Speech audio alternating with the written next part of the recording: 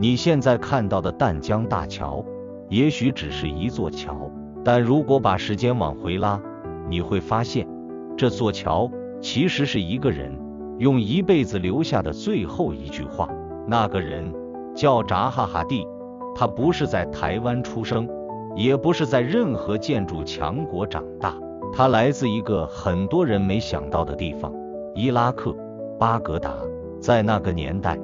巴格達其實不像現在大家印象中的樣子，那是一個思想開放、文化活躍的城市。扎哈就在這樣的環境長大，他的家庭並不保守，父親從政，母親受過良好教育。他從小接觸的不只是課本，還有藝術、空間，甚至對世界的觀察。但最特別的是他看東西的方式，別人看到河流，只覺得那是一條河，他看到的是流動；別人看到沙丘，是風景，他看到的是形狀在改變。他後來說過一句話：我不是在設計建築，我在設計流動的空間。這句話在當時沒多少人懂，但幾十年後，全世界都記住了。他後來到倫敦念書，進入當時最前衛的建築學院。很快的，他的問題也出現了，他的設計太奇怪，太不像建築，甚至有人直接說，這種東西根本蓋不出來。他畫的不是房子，更像一種正在流動的東西，線條是彎的，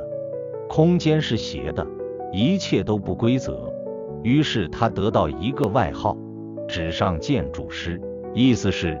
他的作品只能存在紙上。很多人會在這個時候選擇妥協，讓設計變得比較正常，讓市場接受，但他沒有，他反而走得更遠，更流動，更不被理解。他不是在改變自己，他在等世界改变。但那段時間很長。1994年，他迎來一個機會，他參加英國卡蒂夫灣歌劇院競圖，拿下第1名。照理說，這應該是他翻身的時刻，但結果完全相反。當地政府最後決定取消他的設計，理由是設計太前衛，預算太高。但他心裡很清楚，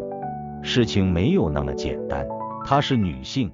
她來自中東，她的風格不符合主流，這些東西加在一起，讓她成為最容易被否決的人。那一年，她沒有成功，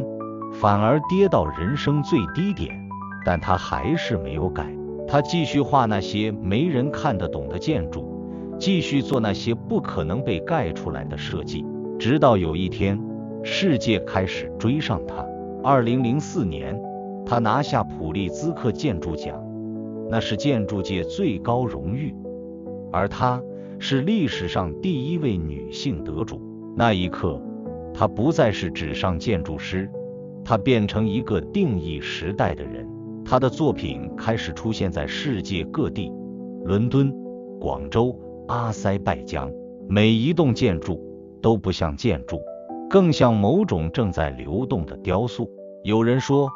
他的建築不是被建造出來的，而是長出來的。而就在這個時候，他接下了一個設計，在台灣淡水河口，那裡要蓋一座橋，但問題是，怎麼蓋才不會破壞風景？一般的橋會有2座橋塔，會把視線切開，但他提出一個幾乎沒人敢做的方案，只用1座橋塔撐起整座橋，單塔不對稱，在工程上這是極高難度，在視覺上卻極度前進。橋塔的形狀像雙手合十，安靜、穩定，但充滿力量。他把結構變成一種情感，但他沒有機會看到這座橋完成。2016年，他在美國突然過世，66歲。當時的他還在創作巔峰，很多作品還沒完成，包括這座橋。時間繼續往前走，淡江大橋從規劃到完成走了30年，流標7次，被質疑，被嘲笑，甚至有人說，這是一座只會在選舉時出現的橋，但它最後還是完成了，而且不只是完成，它成為全球跨度最長的单塔不对称斜張橋之一，被国際評為重要建築，變成新的地標。這一刻很諷刺，當年說它太前衛的人，現在用同樣的設計當作驕傲；當年被否決的風格，現在變成經典。如果你回頭看，會發現一件很奇妙的事，這座橋很像他的一生，一開始不被理解，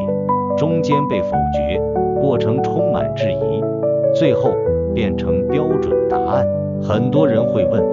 這座橋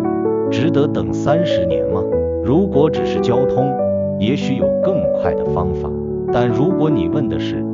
這個世界值不值得有一種不妥協的美，答案可能就不一樣了。扎哈沒有留下太多口號，但他用一輩子證明一件事：你不需要变成世界習慣的樣子，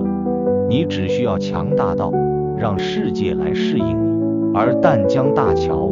就是他最後留下的一個答案，只是我們花了30年才真正看懂。